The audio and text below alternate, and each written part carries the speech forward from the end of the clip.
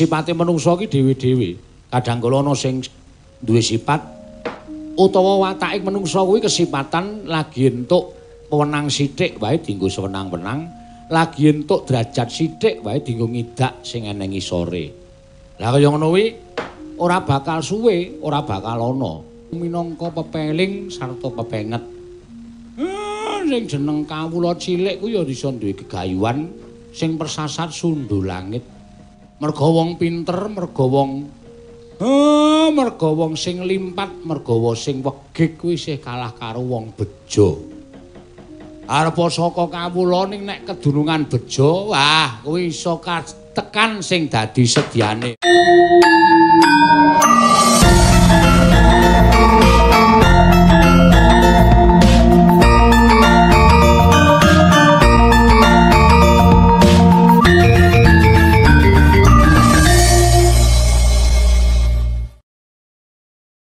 Ya jagat Dewa Bathara, ya jagat Pangestunggara. Pati, sawise satata nggon mengadhep ana ing ngarsaning ingsun padha raja sak praptamu te, Patih Bayu Kenara. Tansah pinanganing kawidadan niring sambi kula sawanipun ing abdi kepatihan. Namung denelan sak sampunipun kepareng kula ngaturaken sembah. Sumangga ping pangabektinipun ingkang abdi ing kepatihan mugi kunjuk sandhapada paduka. Gusti kula ingkang sinuwun. Tatampa gawe gedhening atiku ora liwat pangestuku tampanana. Kula pun dinggo jimat paripih dayanana ing kasantosan. Gusti semban kula Prabu Belgedwelbeh. Tumenggung Johnny Walker. Wonten dawuh sinuwun. Saploke kowe dadi abdiku, tumuli kowe tak ganti dadi tumenggung rumeksa praja. Monggo. Padha raja sak praptamu. Tansah pinanganing kawidadan niring sambi kula kepareng kula ngaturaken sembah. Sumangga wong pambekti kula kunjuk sinuwun. Tak tampa gawe gedhening atiku. Ora liwat pangestuku tampanana. Kula mung dinggo jimat paripih dayanana ing kasantosan. Prayogakna nggonmu lungguh sampun boten kurang pamrayogi anggen kula ngabiyantu ngersa paduka Gusti kula ingkang suwung Prabu Belgedwelbeh. Ya pancen jenise kowe iki pancen awakmu lemu monggo lambemu ciyut. Nek omong ki maune cetha saya suwe saya ora cetha, ning ora apa-apa. Perkara kurangmu kuwi ora dadi sabab sing wigati dadi nayakaning Prabu Belgedwelbeh kuwi syarate ming siji jujur lan tansah ngayomi marang kawulane. Mukatur sunu. Mekaten mukatur sunu. Kowe ngerti, negara kuwi negara sing lagi wae madeg. Negara kuwi negara sing lagi wae madeg. Tak upamake negara kuwi ming sak iyuping payung ora jembar. Kana negaraku ya mung sak murmate ning merga saka sengkut gumreguting para kawula lan nayaka nggone manunggal tetunggalan wekasan negaraku saiki dadi tembang pocapaning para nalindra-nalindra sak jagat. Ana sing ngandhake negaraku kuwi subur, ana sing ngandhake negaraku kuwi ayem, ana sing ngandhake negaraku kuwi gemah ripah loh jinawi. Lan tanpa kanyana-nyana akeh para kawula-kawula saka negara liyan sing padha pindah marang negara Ngloji Tengara ngeyup marang panguwasaning Prabu Belgedwelbeh. Malestunipun badhe kula suwunaken mriksa. Sinuwun. Lajeng caranipun kados pundi dene paduka sampun saged ngesuwi negari menika kanthi mekaten kawontenanipun. Jane ora angel tur ora gampang. Merga ne ya sipate menungsa ki dhewe-dhewe. Kadang kala ana sing duwe sifat utawa watake menungsa kuwi kesipatan lagi entuk wewenang sithik wae dienggo sewenang-wenang, lagi entuk derajat sithik wae dienggo ngidak sing eneng isore. Lah kaya ngono kuwi ora bakal suwe, ora bakal ana. Monggo falsafah sing tak nggo kuwi falsafah menika menapa? Nah, kowe tegese patih sing kurang body swimming. Tegesipun paduka menika paring dawuh menapa? Tegese kurang pengalaman ngono lho. Ngene. Nek leku omongan ki engko runtut, to nganggo basa kawi sing tirik-tirik ngono ae. Tumrap aku apik, ning tumrap sing ngrukokke merga wayang saiki ora dadi apa jenenge iki pegelaran ngene iki. Ora dadi utawa tembung kuwi jane ora dadi pokok sing baku padha ngerti lan padha paham apa isine. Inggih sinuwun. Mula wong sing kedurungan derajat pangkat tak teruske mau ya. Iya. Wong sing kedurungan derajat pangkat kuwi aja banjur sumungah sesongaran. Ning pangkatmu dienggo ngayomana marang kawulane, derajatmu dienggo ngayomana marang kawula sak ngisore, wontine Prabeya, Dana, Brana Picis kuwi dienggo bisa dirasake marang sapa wae. Ngaten sinuwun. Nadyan negaraku kuwi ketok endah. Nanging aku kuwi duwe penemu. Kawulaku ya kudu tentrem, kawulaku ya kudu mukti. Sing ketok endah ora mung negarane tok, ora mung kratone tok. Muspra tanpa guna nek kratonku katon magrong-magrong dumadi saka Jamrud, Hergeni, Mutiara, saka Kencana. Ning kawulaku padha keserakat. Kuwi ya ora apik. Mula mukti ning Nalendra iku kudu dibarengi karo mukti ning kawula. Ngono. Nadyan nalendrane nuwun sewu, kratone ora katon endah, ning kawulane katon urip mulya tentrem. Kuwi nek tumrap aku wis cukup, wis apik. Mekaten sinuwun. Negara katon sentosa, negara katon apik kuwi yen to telu-telune ngatunggal kuwi manunggal dadi siji. Tiga-tiganipun menapa kemawon. Siji ratu, loro Narapraja, telu kawula. Inggih. Arepa nalendrane wis apik, nalendrane wis jujur, nalendrane wis adil, ning nek nayakane senengane ngenggokke marang dawing Nalendra, wekasan sing apik ming ratune tok, ning nayaka lan kawulane dadi ora apik. Merga kawulane nut karo dawing Narapraja, mongko Narapraja ora mastuti dawing ratu. Inggih. Semono uga ratune nuwun sewu ora pati apik, ning nayakane becik, kawulane bakale dadi becik. Ning ora kok saka ratune sing budidaya kawulane becik, ning kabeh mau dumadi saka nayakane. Oh, ngono. Sing katelune ratune wis apik, nayakane apik, kawulane angel didandani. Lah kuwi ya werkasa. Inggih. Mula saben-saben ana kawula sing mlebu ning negara Ngloji Tengara iki pancen kudu diteliti sing kanthi tenanan. Sing penting kuwi kudu nggawa surat kelakuan baik. Nek pancen wis tau tate duwe keluputan, tau tate nandang keluputan, aku semelang nek nganti mengko kumat meneh. Dadi upama ana sing mlebu ning Loji Tengara, wis tau ngrasake jeruji sel, kuwi ya kudu dipetung sing aja sak kepenake dhewe. Mergo wong kaya ngono kuwi kapok ngarep ning mburi, ayo. Neng ngarep ketok apik, neng ngarep ketok sendika, ning nek neng mburi, wah nyemelangi malahan. Inggih. Mekaten sinuwun. Heeh. Lah, iki ngene ya, Te. Sak pejagonganku iki karo kowe iki janjane ora kok ngrembug perkara negara iki ora. Lajeng dipun rembag menapa. Nah, gandeng negaraku saiki wis kondang, kabeh wis padha ngerti karo Prabu Belkedhuelbeh, aku duwe misi. Waduh. Misi menika menapa? Misi bolongan irung dipejat siji. Terus dibanterke ngono macrot ngono kuwi jenenge misi. Wah, sinuwun menika kok ngendikanipun kok kados mekaten lho. Misi iki duwe gegayuhan, tegese duwe cita-cita. Mekaten, gegayuhan. Heeh. Misi kuwi ora kejaba mung kepengin nentremke jagat. Gandeng negaraku iso tak tentremke. Mula aku pengen nentremke jagat. Aku kok duwe pangimpen utawa duwe impen donya iki tentrem. Antarané negara siji lan sijine ora padha bentak sirah, ora padha sikut-sikutan, ora padha regejegan. Sing tak jaluk mung padha urip bebarengan ana ning jagat iki direksa bebarengan. Merga kowe karo aku ming sak derma nglakoni urip ana ning jagat. Kowe ora yasa, kowe ora gawe, kowe ora tuku. Donya iki sing paring sing gawe urip.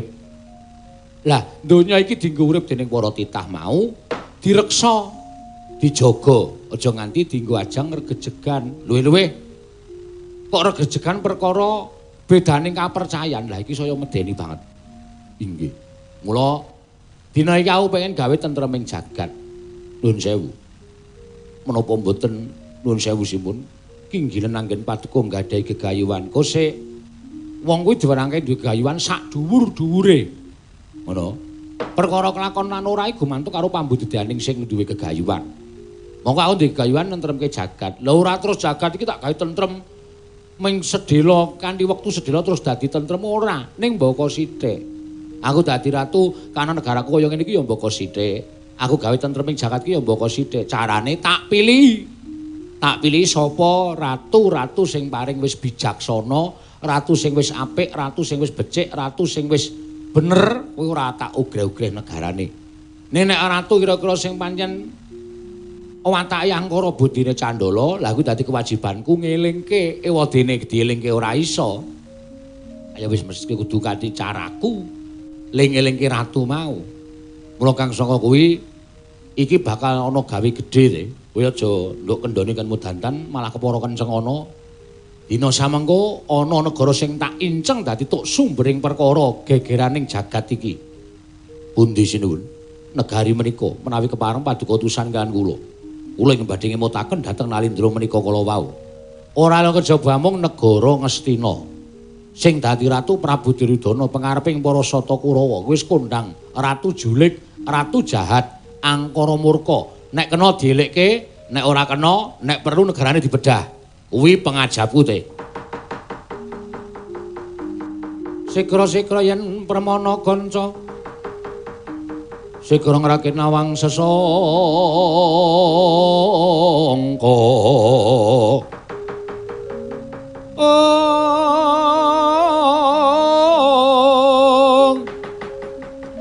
Nalindra Mbekmarwa sing sang Katri kumulung Katri kumulung mangrempak ing wadya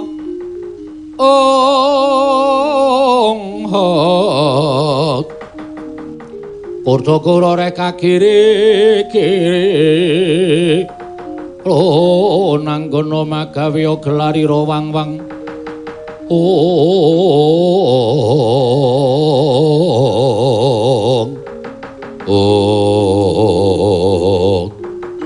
lajeng menapa ing abdi kepatihan ingkang kautus supados wonten negari Ngastina sapa meneh ya mung kowe sing pantes kudu tak utus marang negara Ngastina. Yen pancen Nalindra Ngastina Prabu Duryudana kuwi wegah napa warah nampik pitutur becik. Pancen wis ora kena didandani. Nek perlu sumeten genining peperangan te. Kowe aja wedi mati. Upama matimu ning peperangan mengko kalah karo wong Kurawa, matimu bakal mati said tinampa dening panguwasaning Gusti, kowe diunggahke ana ing swarga. Merga kowe merangi watak angkara budi Candala. Aku ya ora bakal mangkuwasta wisuh lumuh ngentasi perkara. Aku dhewe engko bakal ngawat-awati lakumu nek pancen kowe engko dadi peperangan, aku ora bakal negake lawan kowe te. Ui, ngestaken dawuh. Nah itu lho mangkatan kula nyuwun pamit madal pasilan sing ati-ati aja kaya bocah cilik. Tumenggung rumeksa paja.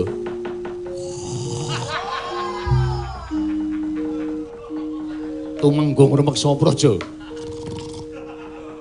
Aku ora wis muni to. Lemangan ki nek adan isak.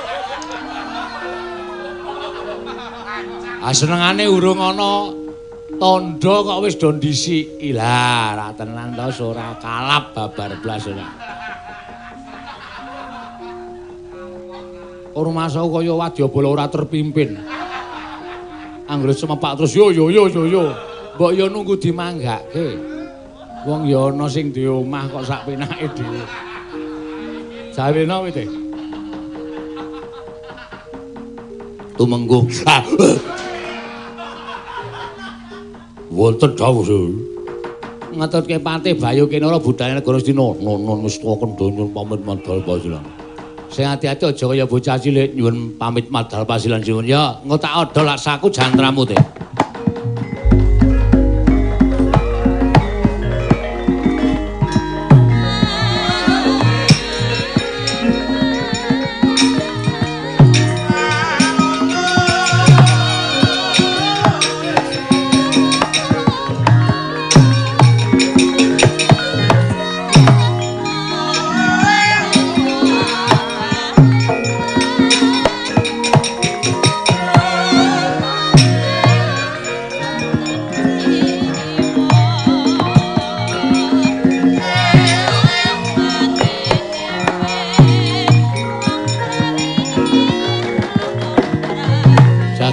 Bathara wae lah. Ayem pikirku. Merga rina pantaraning rati tansah diwebeda, nggonku mukti iki kudu iso netepi karo tetembungan migunani tumraping liyan. Nek aku iso ngelingke Prabu Duryudana, tegese uripku migunani tumraping para kawula sak negara Ngastina. Nek perlu kawula sak donya sing rumangsa didak dening Nata Ngastina Prabu Duryudana. Teh, aja kuwatir aku ngodol lakumu saka kadohan. Adoh tak ceraki, cerak tak dohi, Teh.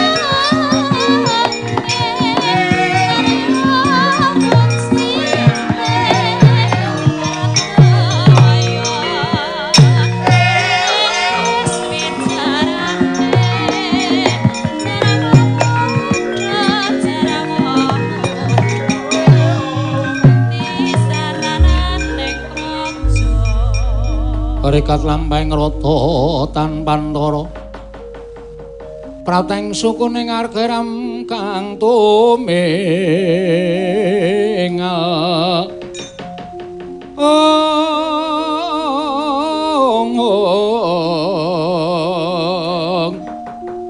Ram kang tumingal dendeng saengga praja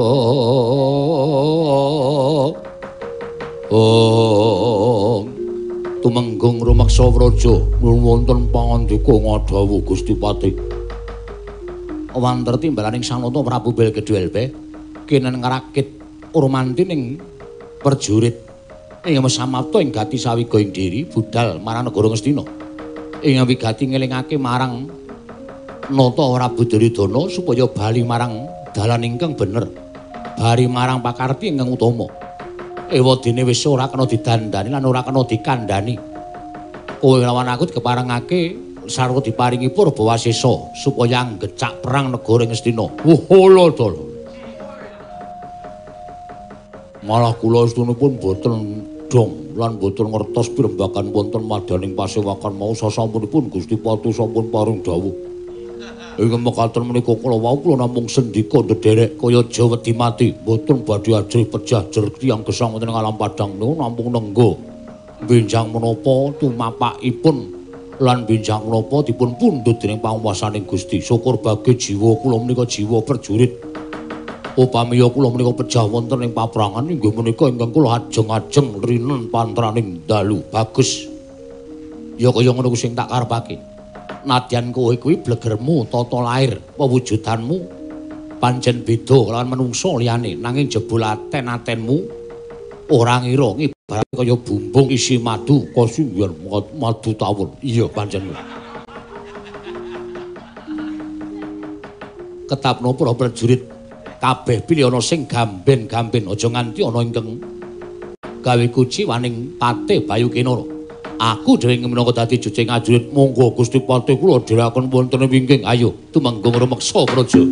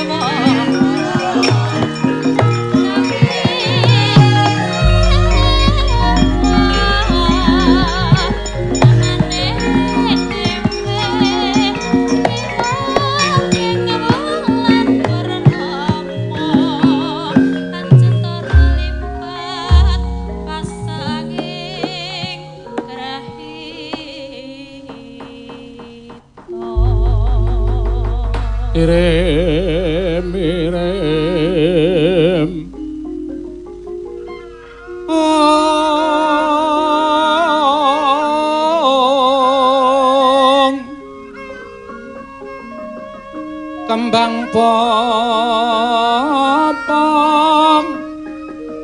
terate bang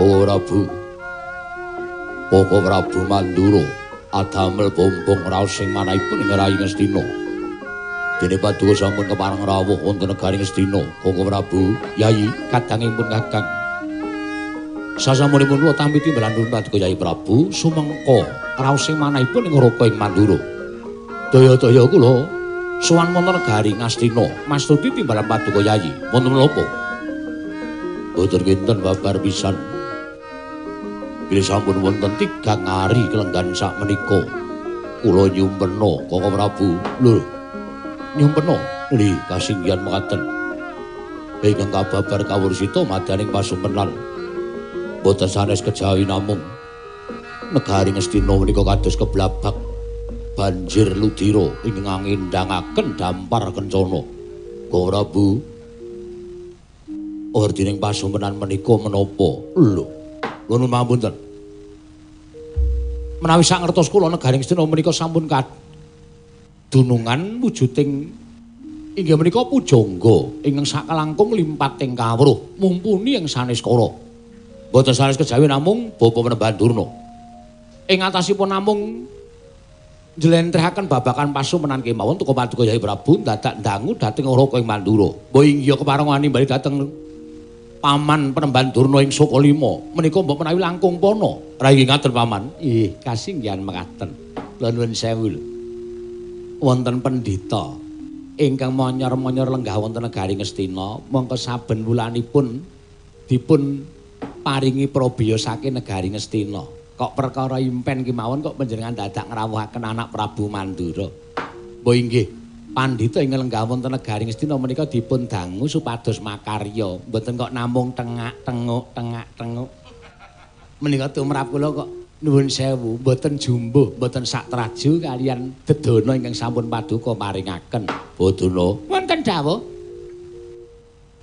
kula mboten badhe ngambali menawi dados saturipun ingkang putra Ngastina bodana sampun ngertos babakan pasumenan ingkang paduka lampahi menika nggih kasinggihan mekaten lole kentos waluh gembol monyor-monyor duning dungkul wana dadi alas-alas dadi wana Mai babakan pasumenan menika kala westunipun leres ngendikanipun anak Prabu Baladewa kedahipun paduka mboten sisah keraya-raya ndangu dhateng sowani rawuhipun anak Prabu ing Mandura liripun kula sampun mangertos kok nggih werdinipun pasumenan menika kala wau kula etang mawi etangipun tiyang lampahi pasumenan inggih menika titiyani gandayani puspa tajem utawi kacitra kasudarsana kadara dasih Iman Maduka menika kala wau nalika semanten paring dawuh wancinipun para enjang gagat bangun enjang tegesipun menika manjing wonten ing puspa tajem utawi kadara dasih impen ing badhe wonten kasunyatanipun nek pancen ana kasunyatane Kakang Duna saiki ngendika pralambita impene mau kepiye oh lole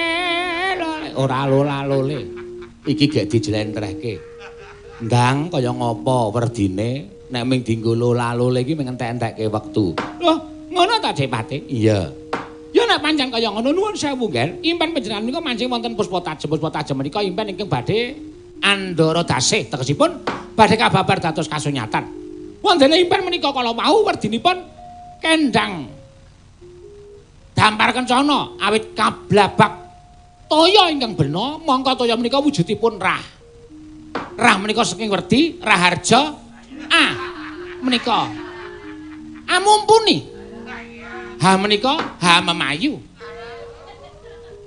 dados rah menika kala mau tumrap kula menika werdinipun sae mergi rah menika nuwun sewu panggesangan tiyang mboten gadhahi rah menika mboten badhe gesang mboten badhe saged gesang wonten ing alam padang dados menawi negari Ngastina keblabak banjir getik menika kala mau tegesipun panggesanganipun para kawula panggesanganipun para nayaka punggawa sedaya menika mangke badhe saya wonten indakanipun inggih dampar kencana kendhang kaprajondang nah dampar kencana kendhang kaprajondang menika anak Prabu badhe kathah angenipun dolan-dolan amargi gak dampar menika dumugi mrika tegesipun kula nuwun sewu lho Panjenengan badhe dados Nalindra ingkang wiyar jajanipun. Amargi dampar menika panguwasipun Nalindra, pelengganipun Nalindra. Nek dampar tekan kono-kono, tegese panjenengan saged nglenggahi dampar mrika-mrika. Dampar Nalindra kono, dampar Nalindra kono menika. Mengke menika badhe dados kukupanipun anak Prabu Ngastina, kukupanipun panguwasipun anak Prabu Duryudana. Lho, menika nggih. Wertinipun impen menika sae nggih, sae. Rekat lampahing rata tanpa antara prapteng sukuning argaram kang tumingal katrenjo swaning sang Bayu Kenara kaya jingak kang samya mulat.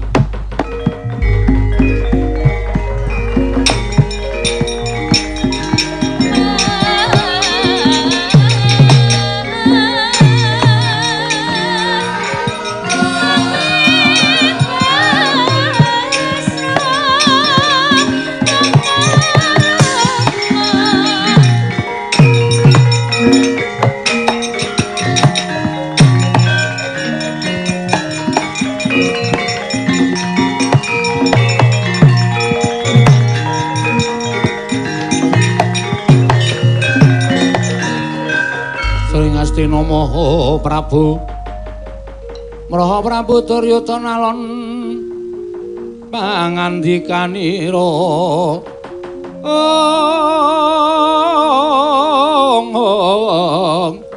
Duhari ningsun Werkudara den kapareng kene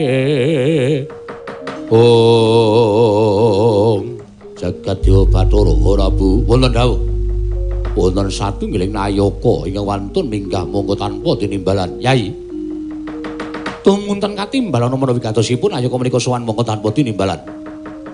Menawi sekintenipun sedyanipun menika sae, Yai Prabu kedah nglenggahi bawa leksana nanging menawi namung bebucek banyu bening. Sampun ngantos tumut-tumut ing raka mandura ing sakah ngunduraken dhateng nayaki ngatemben sowan menika. Ora bulenggah prayogi ngestaken dawuh. Kisana jeneng para kuwi sapa dene munggah ning datel negara Ngastina mara gaging aku nunamit pasang Kalimantabi tinebine nglodoni dimawahing tawang-tawang menawi paduka dangu dhateng jasad kula menika wingking saking negaring Ngloji Tengara adminipun Prabu Belgedwelbe pangkat patih nami kula pun Patih Bayu Kenara kasinggihan mekaten wigatine apa dene sira sowan mongko tanpa tinimbalan sinuwun wanter pengendikanipun sinuwun Prabu Belgedwelbe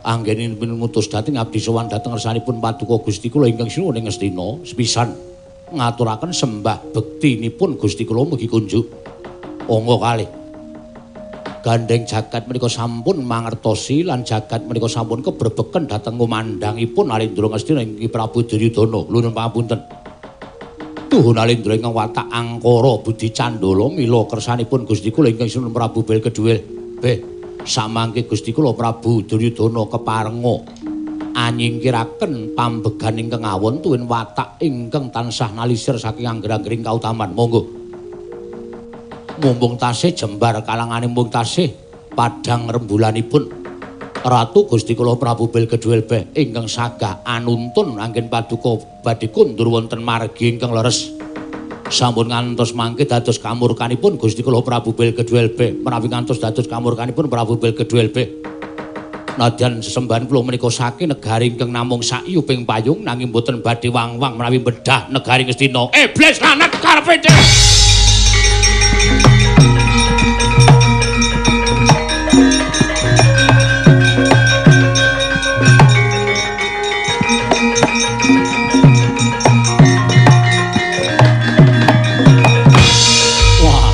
maning jajalan sukretaning bawon wah menungso ora tatanan wah dalah kok ora ngilo karo githoke ora nyawang karo cengle keparet ing atase Ratu Gusti mugi Nalindra anyar Nalindra Prabu Belgedwelbe lagi nata Nandra Prabu Waladewa wae lagi ngerti iki jeneng Prabu Belgedwelbe lah kok wani nyelangkrak marang Yai Prabu Duryudana apa ora weruh paranata Ngastina Prabu Duryudana kuwi Nalindra ingkang gong binathara jagat kan kebrepeken marang kumandhange Yai Prabu Duryudana lah kok mung dielekke karo ratu cilik sing jeneng Belgedwelbe. Bayu Kenara. Ora sak traju, ora sak babak. Yen to kowe matur ngeseng Kyai Prabu Duryudana. Ratumu kon tekan kene. Ratumu awakmu kon tekan kene bel gedhuel be. Yen pancen wani elek-elek karo Prabu Duryudana cuk lakon tutanggo keset ndase Prabu bel gedhuel be banget.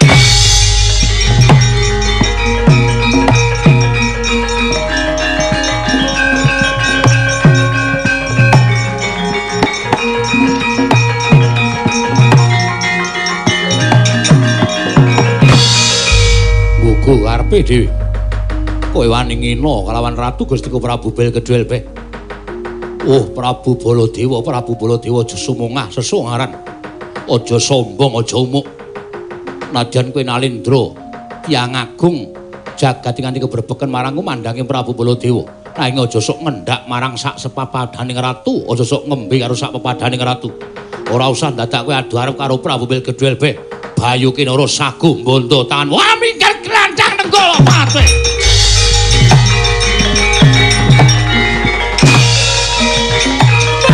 Salah tata karepe dhewe.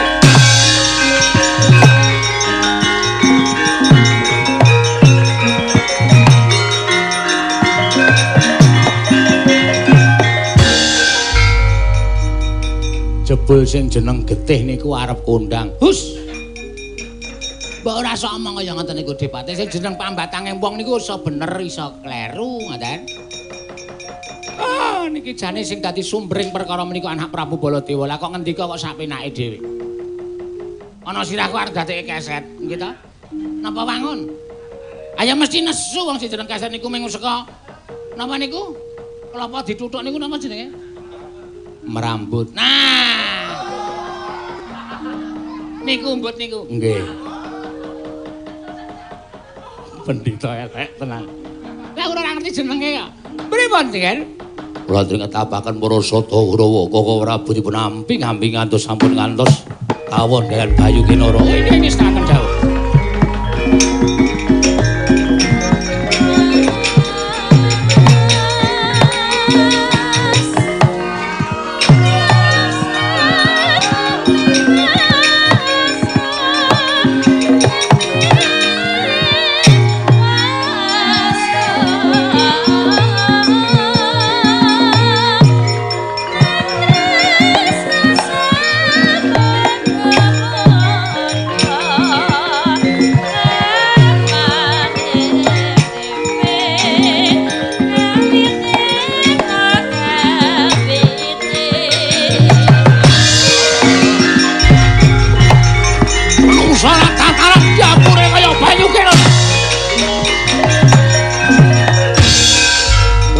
Baladewa, kowe nantang karo aku.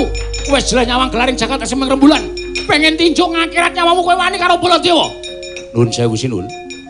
Yen to jatin aku ora bakal wani karo sampeyan ning gandeng sampeyan nuwun sewu Nalindra ingkang sumungah sesungaran. Apa mbok anggap wong sak donya ku sing menangan dhewe ming Baladewa. Wong sak ngisore Baladewa kabeh kudu kalah karo sampeyan. Nuwun sewu. Arepa yen ditimbang babakan kasekten aku kalah karo sampeyan. Ning gandeng aku ngadeg ana ing bebener. Nadyan tekan jeking pengamun-amun ora bakal aku encat yen perlu remuk sawurna putung bandemna tak ikhlaske nyawamu piye tak ikhlaske nyawaku wah iblis salat ora minggat kelakon tinjuk ngakhirat nyawamu wah panas menungso ora tataran nantang karo Baladewa.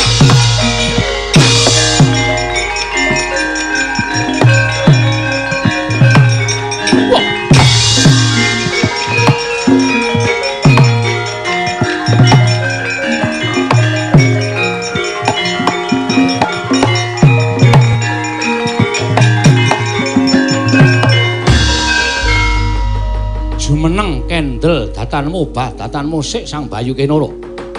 Nalika semanten ing cipta lamun anan Dikinata Mandura Prabu Baladewa tangeh bisa unggul juriting Sang Bayu Kinara. Mila sigra matek jaya kemanden. Asta den tumpangake dada angrapal mantram sakti tingkem kang netra. Tanune ingkang pinandheng amung panguwasaning dat kang murawing dat. Dadak sakoleng mangke kawis tingal wonten pletiking agni ingkang medal saking tutuking Sang Bayu Kinara. Saya gedhe sak lumbung Bandung bubar para sata.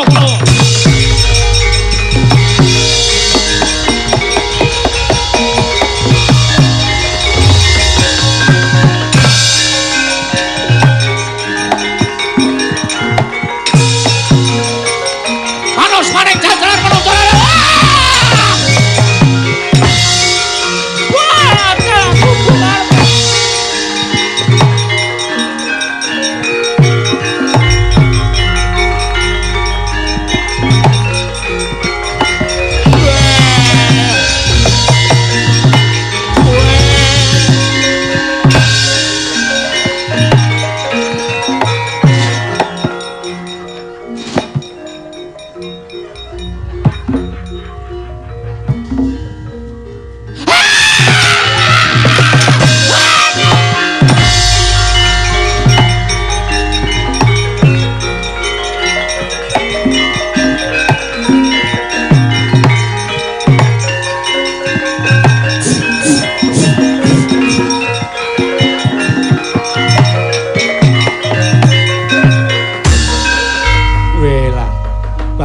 Kenara ora kena disangga enteng Kakang Durna. Ngetokke geni sak lumbung bantung anak Prabu Mandura melayu sipat kuping lawan anak Prabu Duryudana mbuh menyang endi metu alun-alun pepungkuran. Metu sasana inggil. Nggih. Sampeyan ora ngerti kok Dik Pati. Ketake kula niku kaya kepenuk kena angin alun-alun. Nggih. Liyer-liyer. Kula ngerti geni terus melayu sipat kuping. Ora ngerti wong kula merem. Oh. Konten suara mak kritik. Geni kok ngerti nggon merambut. Aduh niki saniki kaya tomat. Wah. Malah dicethake lah. Melayu mawon suwanten negara Ngamarta niku.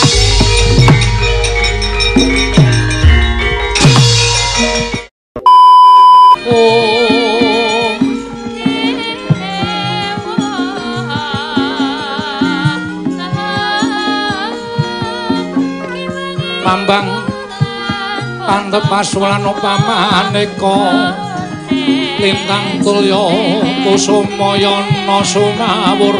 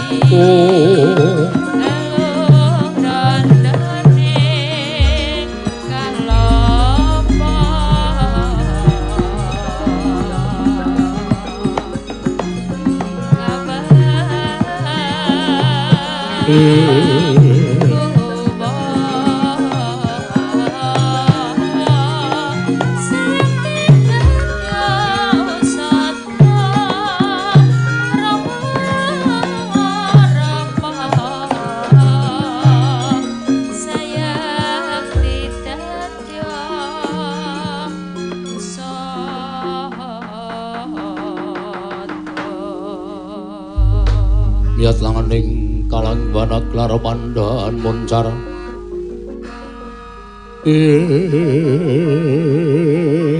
non lir kekonang surang sorotetan padang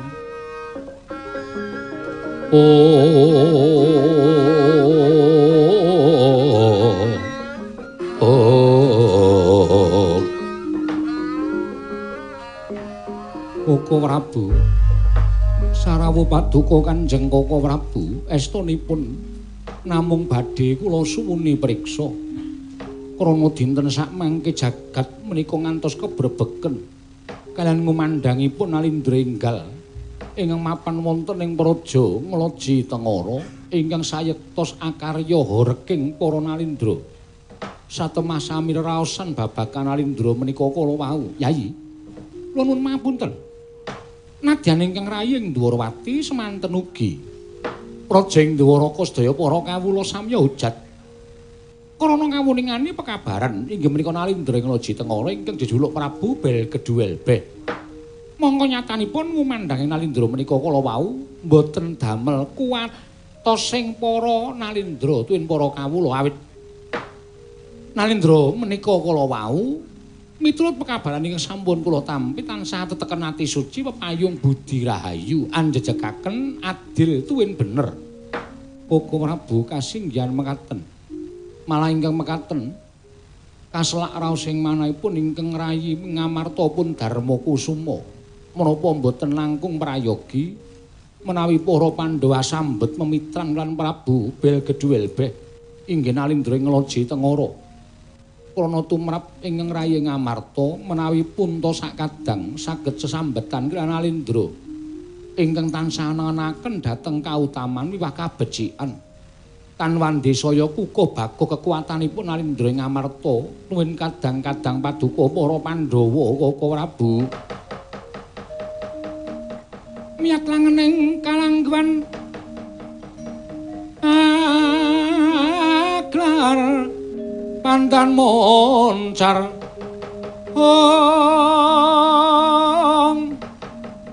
tinon ler kekonang surem sorotetan padang kasur lan pajaring punameng kekono dasare mongso katiga ing dereng ngantos paripesami Mbawacana katrenjo rawing nata agung ing mandul tuwin nata ing astana Prabu Duryudana karya cingak sangya para Pandhawa wau. Dewa-dewa Sugata ngudani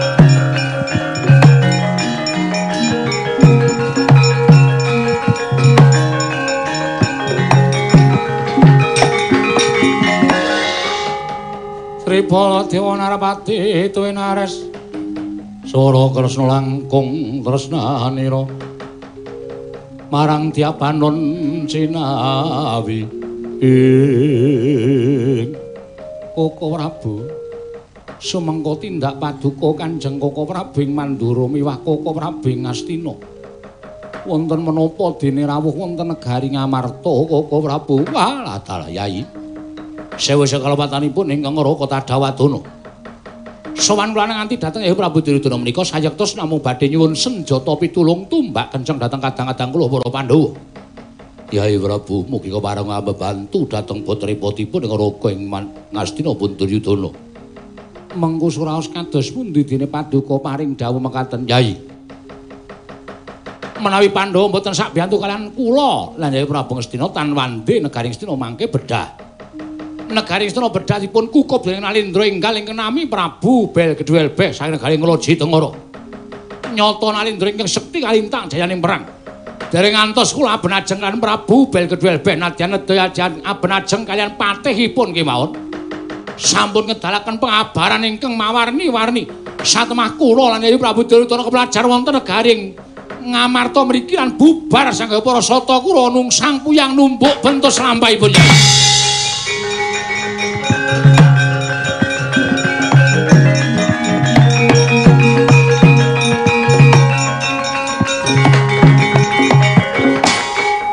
Suraos kados pundi dene mekaten pakartinipun Prabu Belgedwelbeh.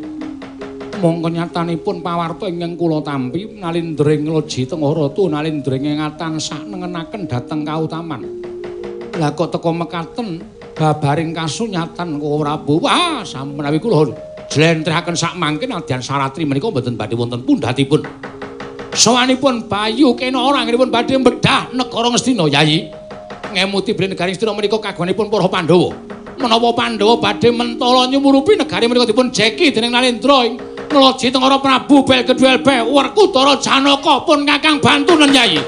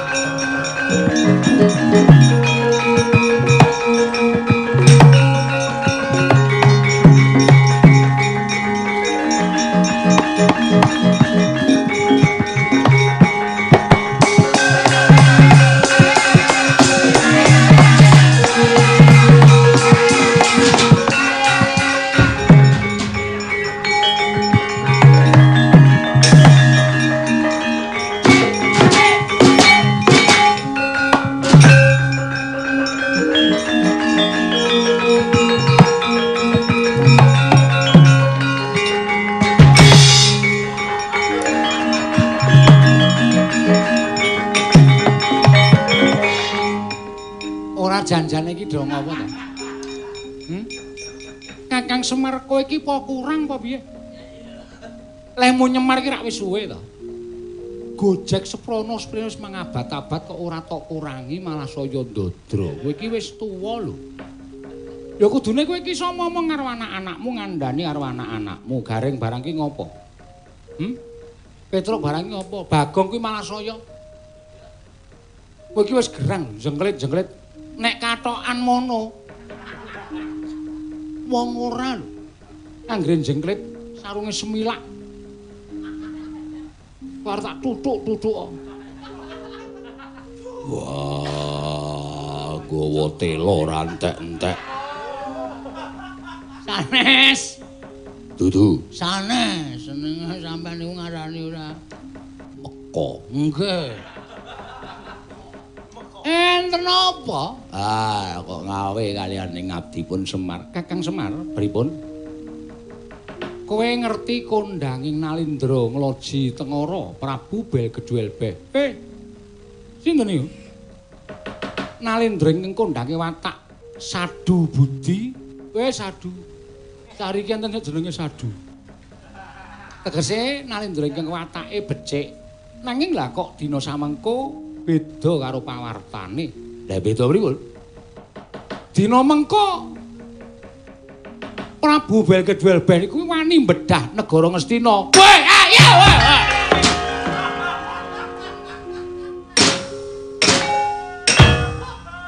Sing kaget aku wae. Kowe bengok aku keboyo. Saya Bagong Srene ra jamak-jamak nganti mak crit. Ono wis sik ono. Wis ben. Wis ben pliket mbok. Ora iso mbok men.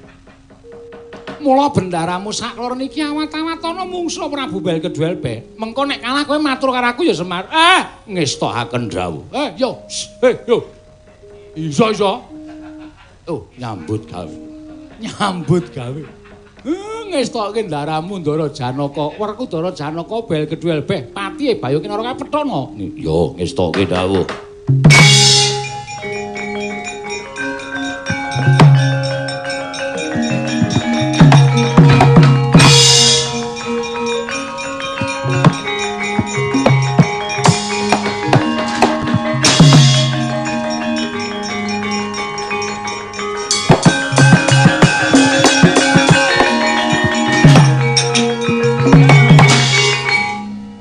Sik. Bapakmu kae mengarep ronoe kok dadak mundur sik. Ha nika torpedo. Sing niku torpedo. Dadi nek arep maju niku dundurke sik. Ora iso nek langsung maju. Ora niku kuno kok ya. Wo lah rak ngono ngerti ta kok nggih. Ayo lho Gareng monggo. Dadi sampean nyuwuk gending niku mung takon perkara torpedo niki Pak. Ya mung gumun arep maju kok dadak mundur. Ayo wong tuwa kaya karangan.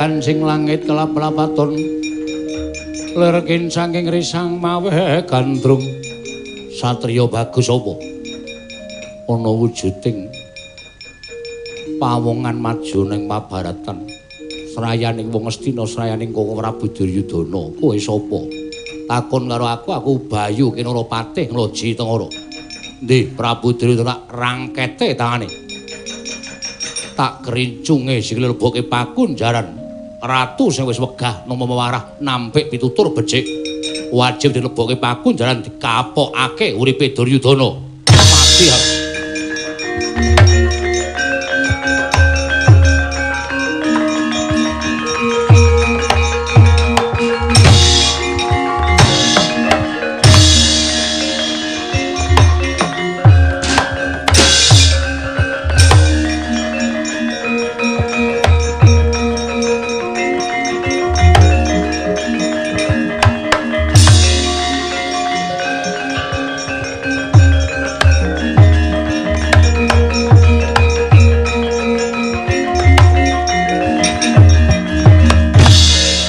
piye teh sinuwun ngestina kepelajar tumuli kula bujung sasamunipun kula bejung jebul piyambakipun ngiyup dhateng ngersanipun para Pandhawa sinuwun menawi inggih kula lan panjenengan badhe ngrabasing negari Ngamarta jernyatanipun Ngamarta menika punjer-punjering kesaenan lan punjer-punjering kabecikan ning nek wong Pandhawa ngewangi karo wong sing watak Angkara Budi Candala ibarate kaya dene ngayomi karo maling mongko maling mau kudu dihukum anut pernataning hukum sing wis lumaku kepareng paduka nek kowe ora mentala kowe ora tegel mundur tak tandangane wong-wong Pandhawa iki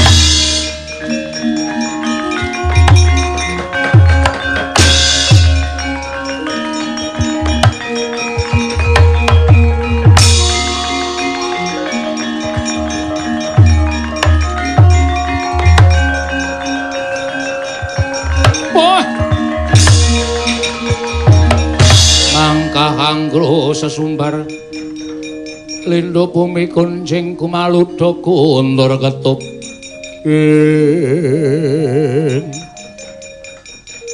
iki sapa takon marang aku Nalendra ing Loji Tengara Prabu Balkedwelbe ya Prabu Tong Crot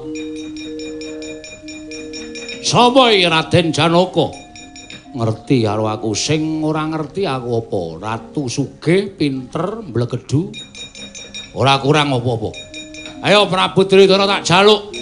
Kelakon boyong Koko Prabu iso nyempal bau kiwa tenganing Janaka. Wah, sempal ganing atiku.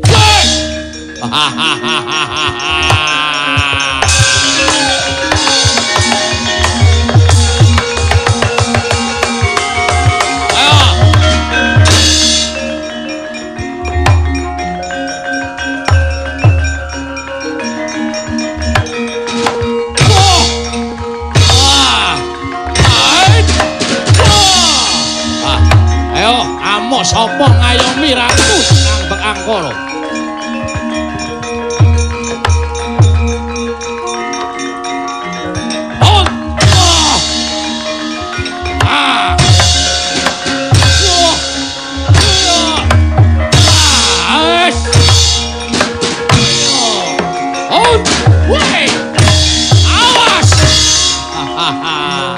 ayo Prabu Tontongsot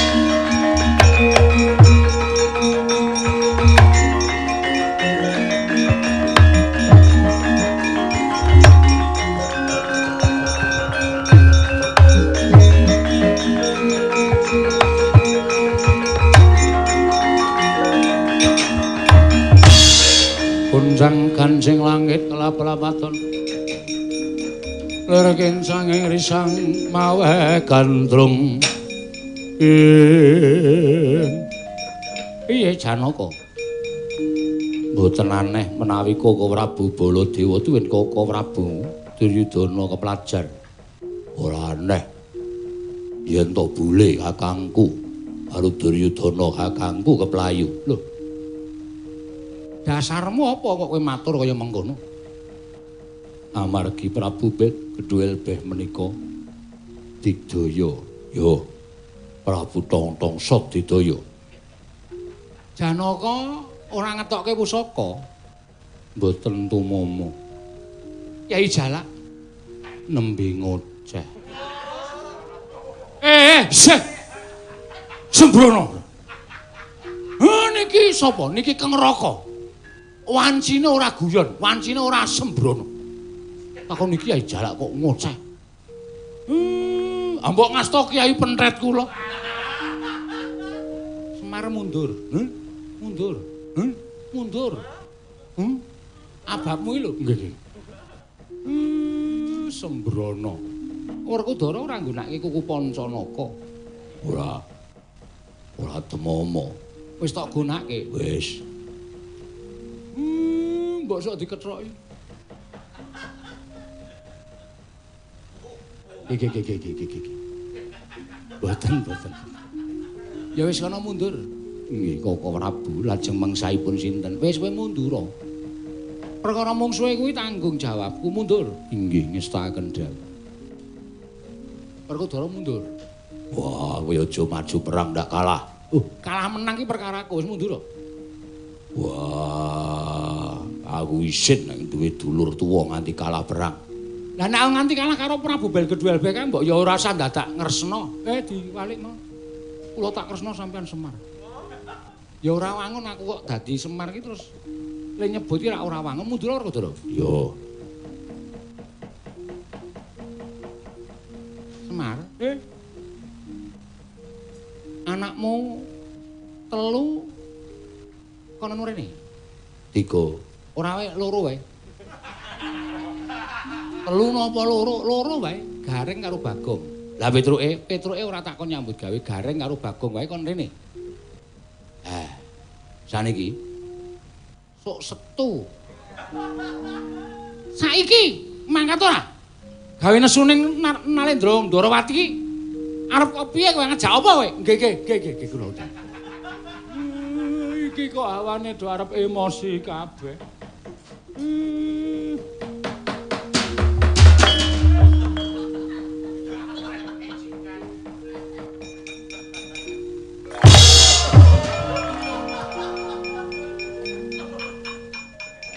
Sakarepmu.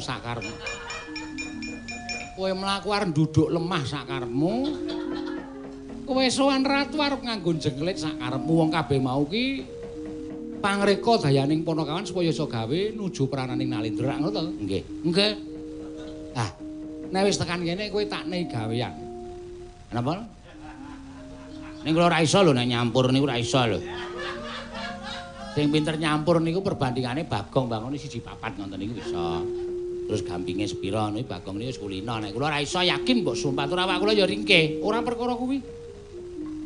Kowe lek karo Pandhawa tresna kuwi lahir batin apa ora? Lho lahir batin wis katakan seperti iki kula ngetutke. Ora duwe pangarep apa-apa ming sadurma nglakoni minangka darmaning wajib. Nek pancen tresna saiki kowe tak kongkon, nggih. Ratu Ngloji Tengara Prabu Belkedul kae dipateni. Waduh.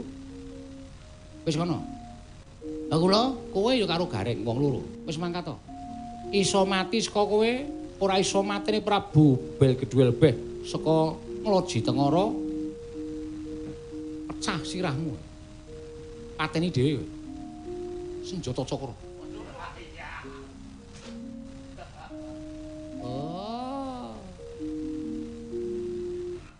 Bojone Rukmini.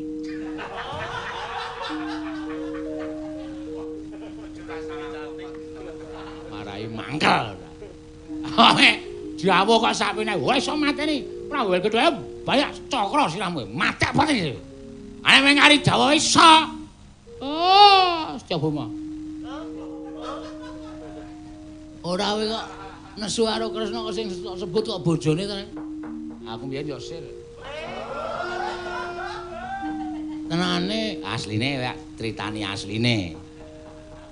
Asline iki Ndara Rukmini biyen ki selayang-layangan karo aku.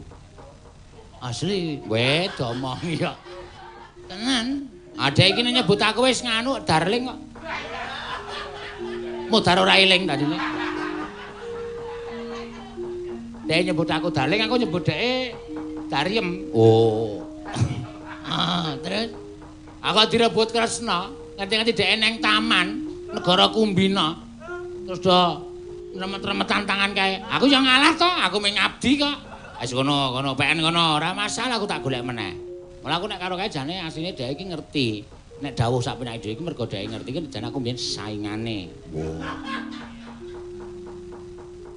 Aku mbiyen ki jenenge nom ki tak ya kaya anu to, sadurunge Dekle, sadurunge aku cekot ki asline rupaku kaya apa jenenge pemain Korea, pemain artis Korea aku.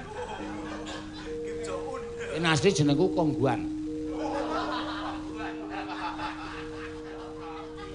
Wah, kerep remuk to? Heeh. Nek le nggawa diopyak-opyak ki remuk Kongguan. Ayo wis ben ra apa-apa. Mula aku nek nesu karo Ndara Kresna nek nyebut mesti bojone. Ana Rukmini ngono iki mesti dheke krasa. Oh, tenan. Iya Ndara Kresna iki pyaine alus.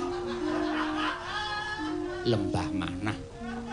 Dhek tau kok nari aku Gareng nek pancen arep tok pek-peken aku ora apa-apa. Mboten sing juragan sik aku ya ngono. Ndara Kresna ki ya.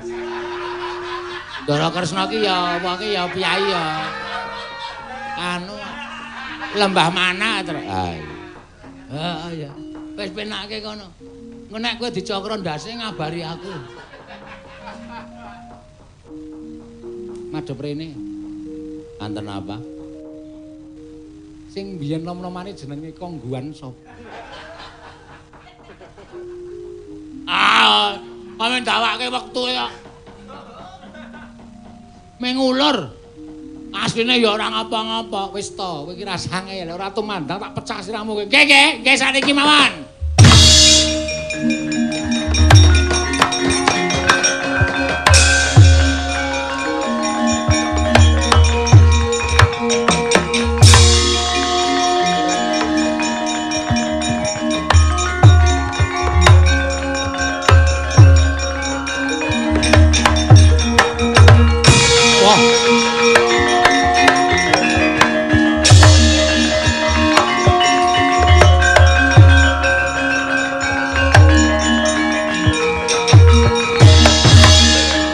Sapa iki? Jebul wong Amarta kuwi aneh-aneh. Mbok menawa iki kawin silang antaraning Terwelu karo menungso. Sing mburi iki mbok menawa kawin silang antaraning Kirik karo menungso. Kirik matamu ya ora. Tak penamu desa wae. Prabu Belkedul beh. Nalindra Ngloji Tengara. Kowe ora sah mungsuh ndara-ndaraku Pandhawa. Ning mungsuhku wa aini. Kuwi basa apa? Aku jaman isih dadi kongguan biyen. Omong aku senengane mbok aini. Mbok aini tegese apa? Aku mungsuh kowe. Wah. Koplo. Wah ini aku mungsuh kowe. Aku mungsuh kowe iki lut my road, ndut my wrong. Iya ngawur ora. Aku nek mungsuh wong-wong sing jane kepengin lucu ning ora lucu. Weh. Samplok ora. Kok ngene iki penggemare akeh, Bel. Padake ora. Nyepeleke karo aku apa piye wae? Terus gawe geger karo negara warta. Mungsuhmu aku mati mudar. Ayo reng ya.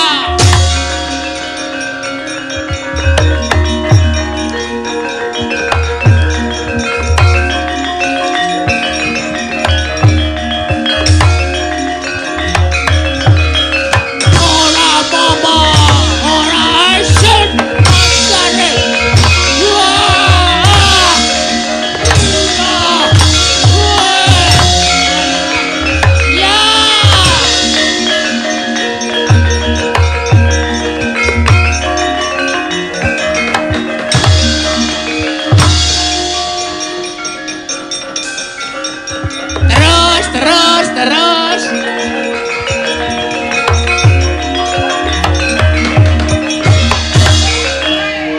Maklum. Harap maklum. Pengrawe diambil saka Karang Taruna.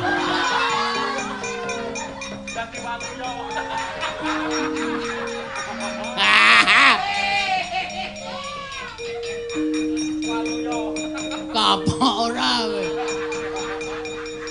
Kapamu kapan kowe? Ya. Nek ora ngono ndara iki piye? Iki wae sapa mestine ana sing duwe. Anggape sakem aja. Sikep kowe. Sing kenceng lho, Gong, sing kenceng. Ora sikep reng.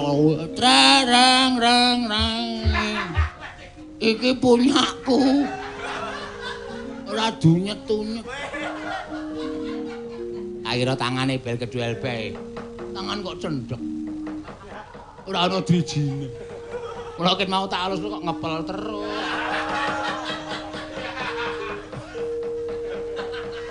Ayo. Akhire. Waduh mati aku. Mati apa? Kudu tetep tekaning pati babar daning wujud ora petruk kantong bolong. Wes.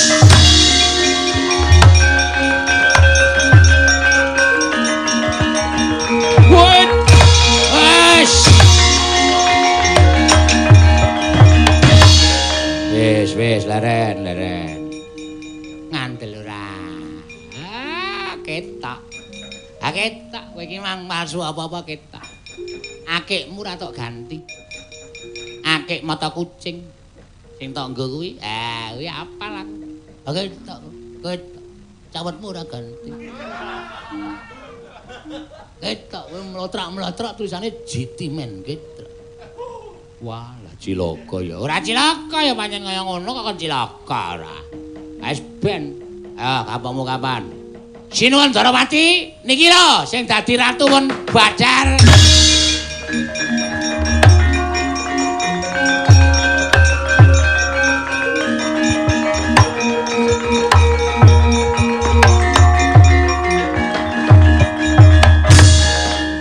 Petruk kowe kok kuat dadi ratu? Mundi pusaka ngamarta sinuwun. Wah, dalah mula Nyai Prabu nganti bingung penggalihe koncatan pusaka. Nggih. Lah kok iso nggawa pusaka? Lah nalika sinuwun masrahke kula ken nggawa wangsul teng negari Ngamarta kula niku mung pengin nyoba. Jadi nek kedunungan pusaka niku iso dadi ratu, iso dadi apa-apa. Lah kok nyata. Lah pusakane apa isih tok gawa tesih. Tak suwun ngene. Tak jaluk bali.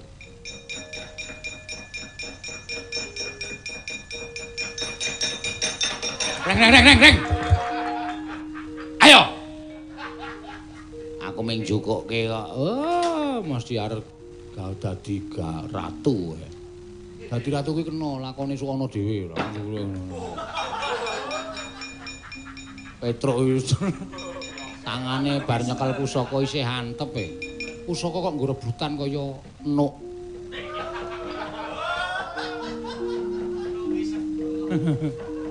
Mangsamu padake ora.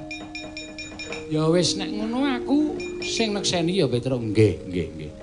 Niki ya menggo nyoba, ternyata kawula cilik kaya kula niku ya iso dadi ratu. Mula ya mugi-mugi sedaya menika rancak samukawisipun. Iya ngono kan. Sing dadi patih kae sapa? Sik, Truk. Iki coba sing dadi patih iki kudu diluruskan semuanya. Luruskan piye? Sing dadi patih kae sapa? Terus Petruk sing mau karo aku gara-gara mau sapa? Ah Petruke ganan rene, Reng. Oh ya.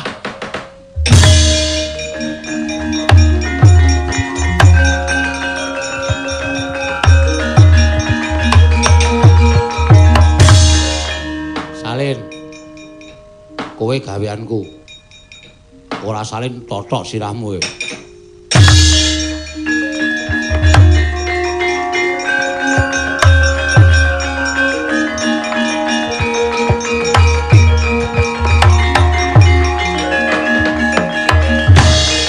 Weh lah pusakamu anyar ta, Tru?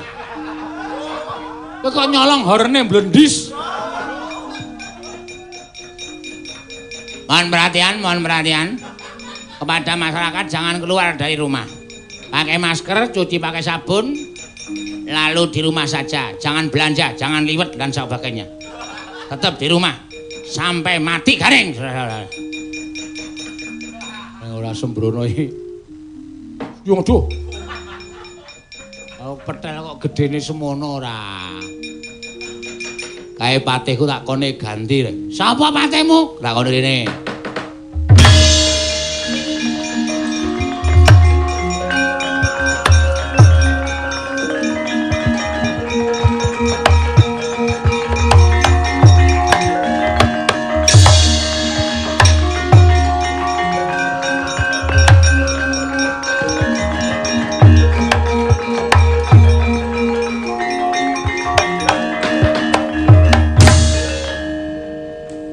Bayu Kenara iki lelakone wis rampung. Bali kaya wingi uni, waduh mekaten. Iki lho ora. Heeh, aku ya wis badar kok ya Bali. Ih, ngestaken dawuh.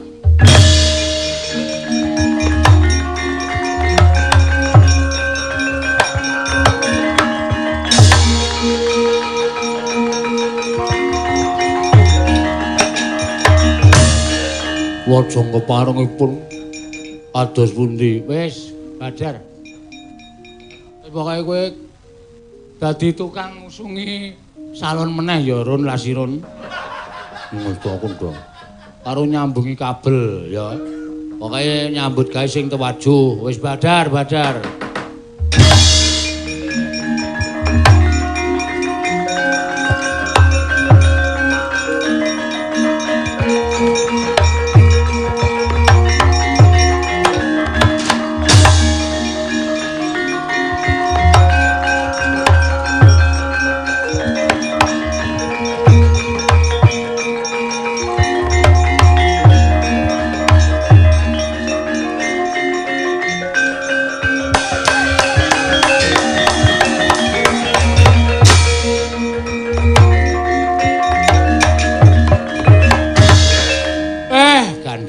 Wis paripurna dole.